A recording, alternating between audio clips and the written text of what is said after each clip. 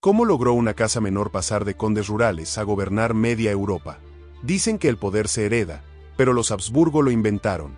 Todo comenzó en una colina perdida de Suiza, con un castillo tan pequeño que apenas cabía su ambición.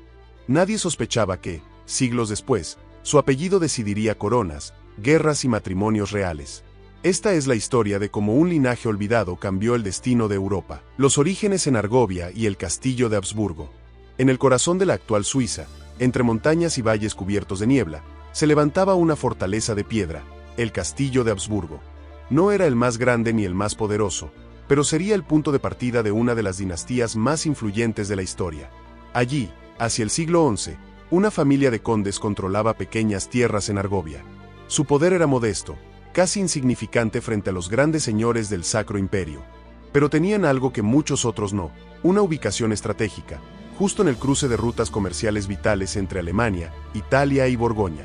El río Aar y los pasos alpinos convirtieron esa colina en un puesto de control. Quien dominara el paso, controlaba los mensajes, las mercancías y, sobre todo, los peajes que llenaban las arcas. El nombre, Habsburgo, nació entre leyendas y realidades. Hay quien vio en el halcón posado sobre la roca, y quien recordó la palabra antigua para un vado, un cruce. Ambas imágenes dicen lo mismo: vigilancia y paso, casa y cruce. Desde esa doble condición surgió la primera ventaja práctica de la casa. No eran grandes señores por fuerza, pero eran indispensables por localización. Si te gusta descubrir cómo nacen los grandes imperios desde las sombras, déjame un buen me gusta y sígueme, porque esta historia recién empieza. La familia construyó su poder como otros construyen una red subterránea. No con batallas que cambian fronteras de un día para otro, sino con una suma de gestos: ejercer la justicia local, administrar un castillo que ofrecía protección, conseguir cargos como voctes, que era el título de señorío o nobleza otorgado por el Sacro Imperio Romano, o guardianes de tierras e iglesias, patrocinar un monasterio, resolver una disputa entre aldeanos, otorgar mercado a una villa, actos pequeños que forjaban lealtad y documentos, los verdaderos títulos de la época. Los Habsburgo aprendieron a traducir economía en política. Cobrar un peaje en la ruta del comercio significaba saber quién pasaba, qué llevaba y con qué poder contaba. Esa información se transformó en moneda de negociación, favores, matrimonios, apoyos en tribunales. Mientras otros nobles derrochaban fuerzas en campañas que agotaban hombres y tesoros, aquel linaje apostó por la acumulación silenciosa: un sello aquí, una dote allá, una alianza que unía casas pequeñas en bloques más grandes. No fueron ajenos al simbolismo. Su blasón, sus torres, las leyendas del halcón, todo ayudó a construir una identidad que se recordaba en pergaminos y en el rumor de las plazas. Y así, cuando las grandes crisis del imperio vaciaron tronos y abrieron ventanas de oportunidad, los Habsburgo ya no eran una nota al pie, eran un nombre con red, territorio y legitimidad. La historia de los Habsburgo comenzaba así, no con un gran ejército, sino con la paciencia aplicada como estrategia, con la capacidad de convertir una colina en una promesa, y una promesa en una dinastía. Si te sorprende cómo un simple conde se convirtió en emperador, suscríbete, porque en el próximo capítulo, ese nombre se transformará en un imperio. El ascenso del conde. Durante siglos, los Habsburgo no fueron más que un apellido modesto perdido entre montañas suizas. Sus dominios eran pequeños, sus castillos humildes y su influencia limitada. Pero en el siglo XIII, una oportunidad única cambió su destino para siempre. Rodolfo de Habsburgo no nació con corona ni privilegios extraordinarios. Era un conde entre muchos, con un linaje respetable pero sin poder real. Sin embargo, tenía algo que otros nobles no: una mezcla de astucia política, carisma personal y una fe casi obsesiva en su propio destino. Sus contemporáneos decían que podía convencer a un enemigo solo con la mirada, y que donde otros veían muros, él encontraba puertas. Para entender su ascenso, hay que mirar el contexto. El Sacro Imperio Romano Germánico era una red caótica de más de 300 entidades políticas, ducados, obispados, condados y ciudades libres. Cada uno obedecía solo parcialmente al emperador. Las viejas dinastías como los Hohenstaufen habían caído en desgracia, y el trono imperial llevaba años vacante. Europa estaba, literalmente, sin emperador, y los grandes príncipes alemanes buscaban a alguien que no los amenazara demasiado. Y ahí estaba Rodolfo. No era el más poderoso, ni el más rico, pero sí el más confiable. Se había ganado fama de justo, pragmático y leal. Durante una disputa entre nobles, había mediado con tal diplomacia que el conflicto terminó sin derramamiento de sangre. Ese tipo de gestos, raros en una época dominada por la espada, empezaron a construir su reputación. Los Habsburgo, hasta entonces confinados a sus castillos de Argovia, comenzaron a tejer alianzas matrimoniales que los acercaron peligrosamente al centro del poder. Rodolfo entendió que el matrimonio podía ser un arma más poderosa que cualquier ejército. Sus hijas se casaron con príncipes influyentes, sus hijos, con herederas de vastos dominios.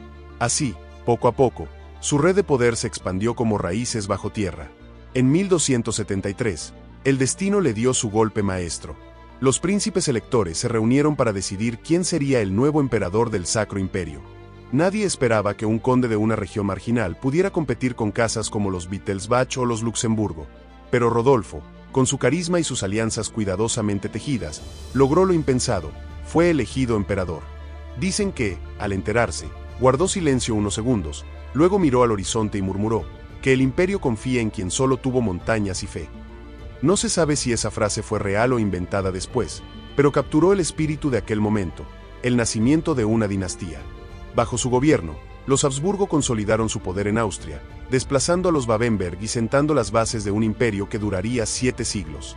Pero en aquel entonces, todo era incertidumbre. Nadie, ni siquiera Rodolfo, podía imaginar que su elección marcaría el inicio de una de las casas más influyentes en la historia de Europa.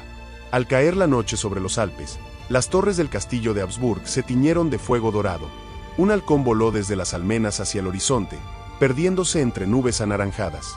Y en esa imagen, un vuelo que deja atrás la montaña para buscar el cielo, nació el símbolo de una ambición que pronto se volvería imperial.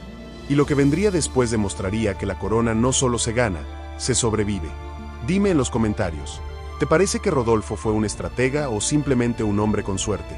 Tu opinión nos ayuda a elegir los próximos temas de esta serie.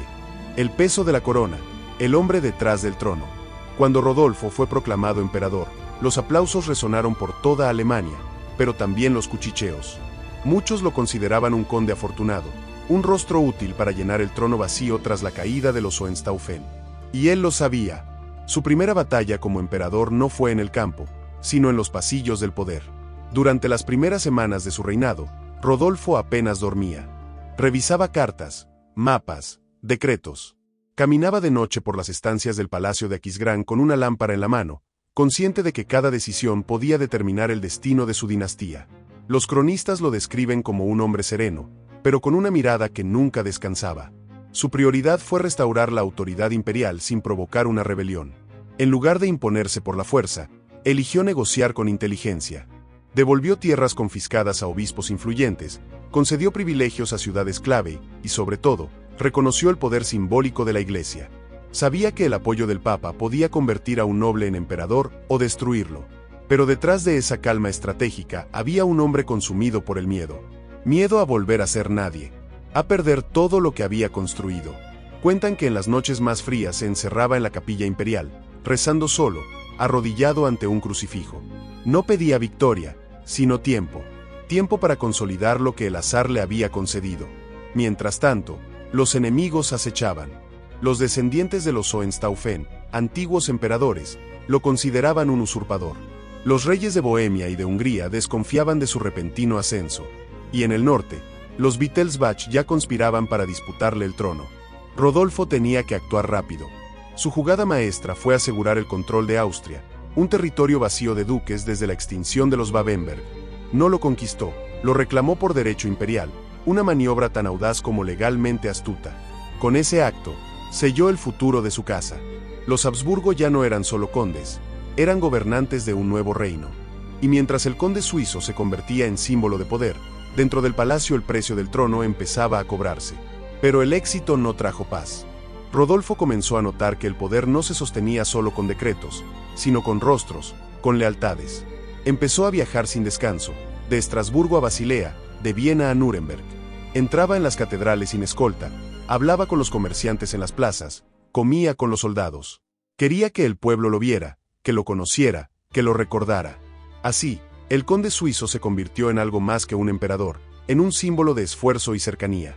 Pero en su familia el equilibrio se rompía. Alberto, su hijo mayor, impetuoso y brillante, le exigía participar en el gobierno.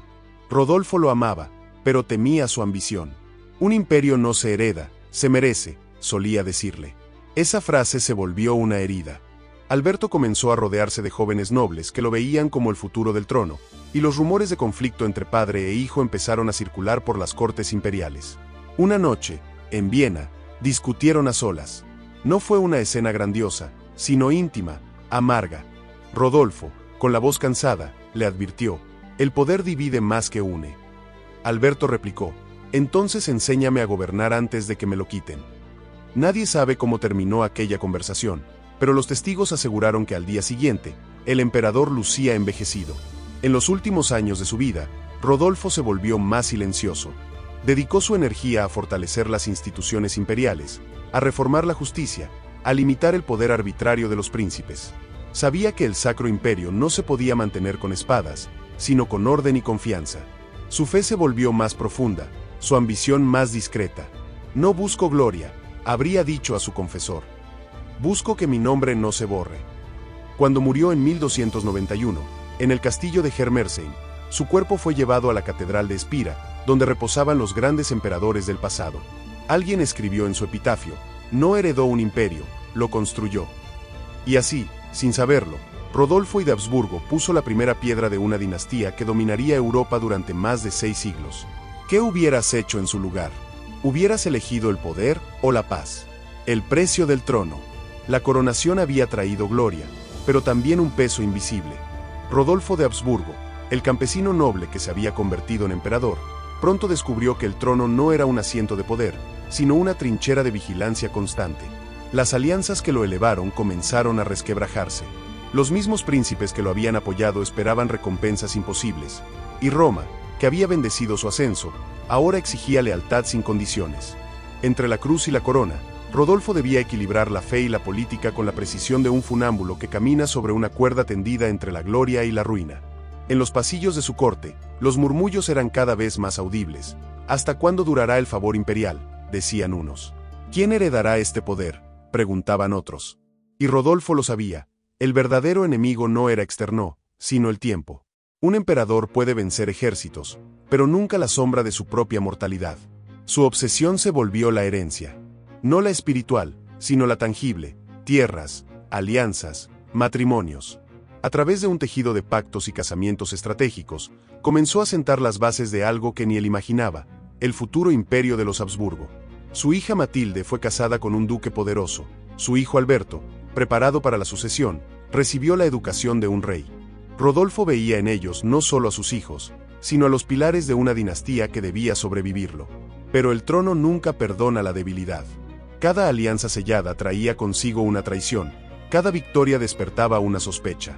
Los cronistas cuentan que, hacia el final de su vida, Rodolfo se volvió más desconfiado, mandaba a registrar las cartas de sus propios consejeros, y su mirada se endureció. No era el miedo lo que lo dominaba, sino la certeza de que todo imperio es, en el fondo, una ilusión sostenida por la voluntad de un solo hombre. Las guerras por mantener la autoridad imperial drenaron las arcas. El pueblo murmuraba. Los nobles rivales aguardaban su caída. Y en medio de esa tormenta, Rodolfo, el hombre detrás del título, comenzó a desvanecerse bajo el peso de su propia creación. Su cabello, alguna vez oscuro, se tornó gris, su voz, firme y grave, se volvió un eco cansado en los salones donde antes se decidían destinos. En una carta a su confesor, se dice que escribió: «He gobernado con justicia, pero no con amor. He construido una casa de piedra, pero no un hogar». Y cuando el peso del poder comenzó a hundirlo, el hombre detrás del mito tuvo que enfrentar su última batalla, la de su propia conciencia. Quizá fue esa comprensión la que lo volvió más humano en sus últimos años. Visitaba monasterios, repartía limosnas, caminaba sin escolta por las aldeas del Rin. Buscaba, sin decirlo, una redención silenciosa. Una noche, en su castillo de Viena, cuentan que miró el cielo y dijo: «He conquistado tierras, pero no corazones». Tal vez fue solo una frase perdida en el rumor de los siglos, o tal vez fue el lamento del primer Habsburgo que entendió que el poder no se hereda, se sostiene. Porque el imperio que fundó no fue construido con gloria, sino con miedo, fe y una ambición que devoraba incluso a quien la poseía. Y así, entre el deber y la duda, el hombre que había levantado una dinastía descubrió que el trono, como la historia, nunca pertenece del todo a quien lo ocupa. Solo a aquellos que, siglos después, aún pronuncian su nombre con asombro. Si te sorprende cómo el poder cambia a las personas, deja tu me gusta. Así seguimos explorando el lado humano detrás de los reyes. El legado del primer Habsburgo. El final de Rodolfo no llegó con el estruendo de una batalla, sino con el silencio de la certeza cumplida. A finales de 1291, tras casi 2 décadas en el trono, el viejo emperador se retiró a su residencia en Speyer, junto al Rin. Sus manos temblaban al sostener los pergaminos, pero su mirada aún conservaba el fuego de aquel conde que alguna vez soñó con un trono imposible. Cada amanecer, pedía que le abrieran las ventanas hacia el río. Decía que el sonido del agua le recordaba los días en que era solo un caballero errante, cuando el poder aún era una promesa, no una carga. A su lado, siempre estaba Conrad de Hirsau, su confesor y consejero más fiel. Ambos caminaban por los claustros del palacio, y entre murmullos, el emperador confesaba sus dudas. «He vencido a reyes», decía Rodolfo, «pero nunca he vencido a la ambición». Conrad respondía en silencio, porque sabía que ya no hablaba como monarca, sino como hombre. Por las noches, Rodolfo repasaba los nombres que marcaron su vida, los aliados que lo coronaron, los enemigos que cayeron ante él, y los hijos que continuarían su linaje. Sobre su mesa, una vela temblaba junto a su espada envainada. Había ordenado que no la tocaran. «Ha hecho suficiente sangre», susurró una vez. Cuando su respiración comenzó a debilitarse, mandó llamar a sus hijos y a su corte. Quería despedirse no como emperador, sino como padre. Les habló del peso del poder, de la necesidad de la justicia, y de las sombras que acechan a quienes se creen invencibles. Esa noche, al caer el 15 de julio de 1291, el Sacro Imperio perdió a su soberano, pero Europa ganó una leyenda.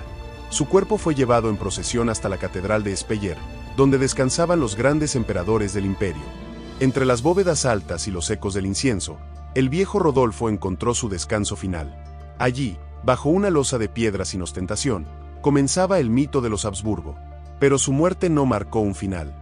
En las décadas siguientes, los descendientes de Rodolfo consolidaron su dominio. Alberto I, su hijo, continuó la expansión, enfrentando rebeliones y reforzando la autoridad familiar. Y poco a poco, la casa de Habsburgo dejó de ser solo un apellido, se convirtió en un símbolo de poder dinástico. De Suiza a Austria, de Austria a España, y de España a medio mundo, los ecos del nombre Habsburgo resonaron durante más de 7 siglos. Reyes, emperadores, archiduques, todos herederos de aquel conde suizo que soñó con algo imposible, convertir su linaje en imperio.